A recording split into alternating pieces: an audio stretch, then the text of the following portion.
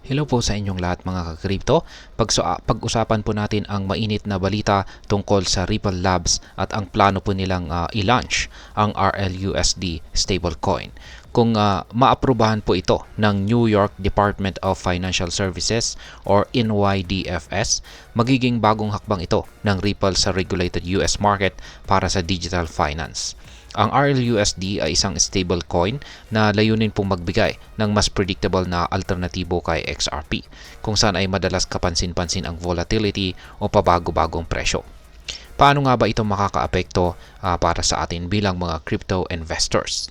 Yan po ang siyang ating pag-uusapan sa video na ito. Pero bago po tayo magpatuloy, ay nais ko lamang po munang bigyang linaw ang aking disclaimer kung saan ang nilalaman po ng video na ito ay hindi po ito isang financial advice. For education and information purposes lamang po ang layunin nito.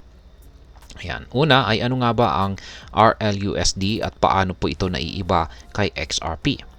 Ang RLUSD ay isang stablecoin na ginawa or create mismo ng Ripple Labs, kung saan ang halaga nito ay nakapeg or nakadikit po sa stable na asset tulad ng US dollar.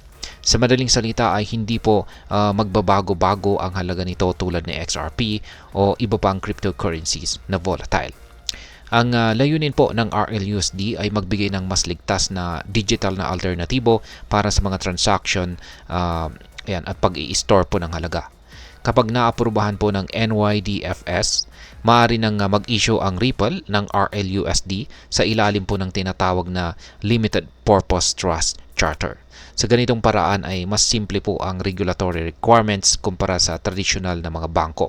Pero nananatili ang transparency at seguridad po nito bilang isang regulated digital asset. Ngayon ay paano naman po makikinabang ang US market sa RLUSD? Ayan, ang stablecoin tulad ng RLUSD ay napakahalaga sa financial ecosystem dahil nagbibigay po ito ng stability sa loob ng crypto space. Hindi tulad ng mga cryptocurrencies na pabago-bago ang presyo, ginagamit po ang stablecoins bilang tulay para sa mas mabilis at murang transactions.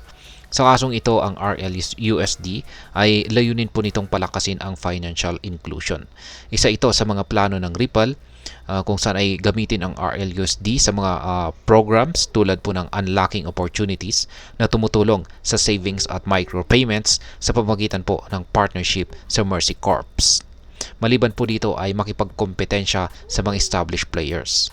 Sa pagpasok po ng RLUSD, magiging kakompetensya po nito ang mga kilalang stablecoins tulad po ng USDC ng Circle, Paxos at Gemini Dollar.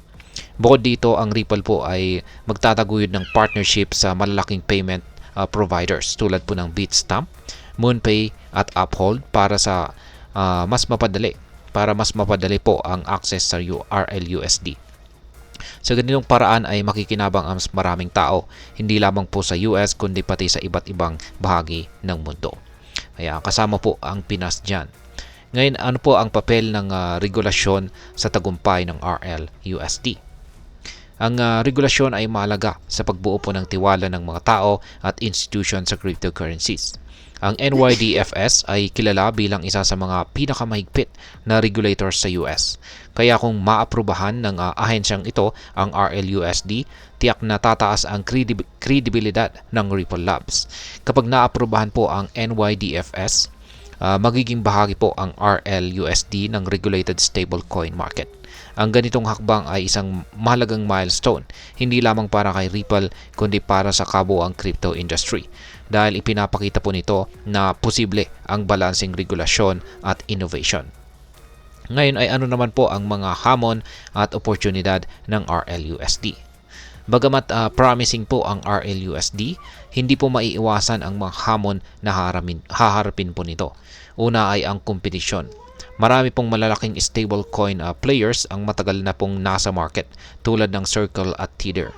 Kakailanganin po ng RLUSD na mag-alok ng mas mahusay na serbisyo para makakuha ng tiwala ng mga tao. Pangalawa ay ang regulatory compliance. Bagamat mahalaga po ang regulasyon, maaaring makaapekto ito sa bilis ng pag-develop ng RLUSD, lalo na sa pag-adapt ng iba't ibang bansa sa mga bagong batas tungkol sa stablecoins.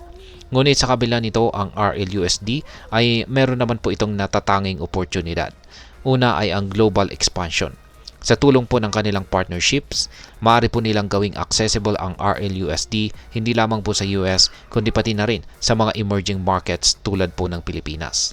Pangalawa ay ang pagpapalakas po ng use cases. Ayan, sa pamagitan po ng financial inclusion programs, maaari po nitong maabot ang mga underbank o yung mga walang sapat na access sa banking services. Ayan. Ngayon ay ano naman ang maaring epekto nito para sa atin bilang mga Pinoy crypto traders at investors. Ayan, para sa atin, ang RLUSD ay meron po itong malaking potensyal. Una ay mas matatag na investment option. Dahil ang RLUSD ay stablecoin, hindi po ito madaling bumagsak.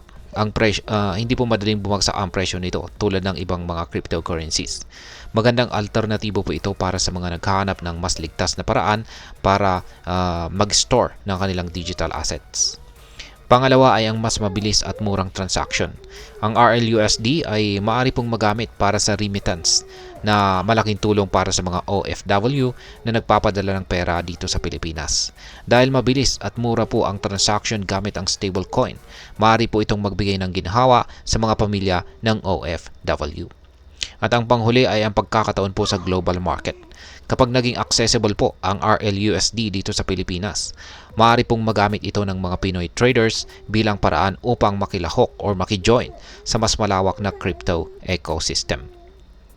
Ngayon ay ano naman po ang aking masasabi tungkol dito? Para sa akin, ang RLUSD ay isa pong mahalagang hakbang tungo sa mas regulated at stable na crypto market. Ang pagsusumikap po ng Ripple na makuha ang approval ng NYDFS ay nagpapakita po ng kanilang dedikasyon na maging compliant at mapagkakatiwalaan. Gayunpaman ay mahalaga pa rin maging maingat, lalo na nasa maagang yugto pa ang stablecoin na ito. Sa kabuuan, ang RLUSD ay hindi lamang po magbibigay ng financial stability, kundi maaari ring magbukas ng maraming oportunidad para sa mga Pinoy traders at investors. Kung magagamit po ito ng maayos, maaari po nitong baguhin ang takbo ng ating digital finance landscape. Ang tanong po ngayon ay handa ka bang mag-adapt sa bagong stablecoin na ito? Sa mabilis po na pagbabago ng mundo ng crypto, mahalaga po ang pagiging updated at maalam sa mga bagong developments tulad ng RLUSD. Kaya't i-comment po ang inyong opinion at huwag pong kalimutang i-share ang video na ito para mas marami po ang matuto. At ayan, marami pong salamat sa panonood. Ingat po tayo lagi at God bless po sa ating lahat.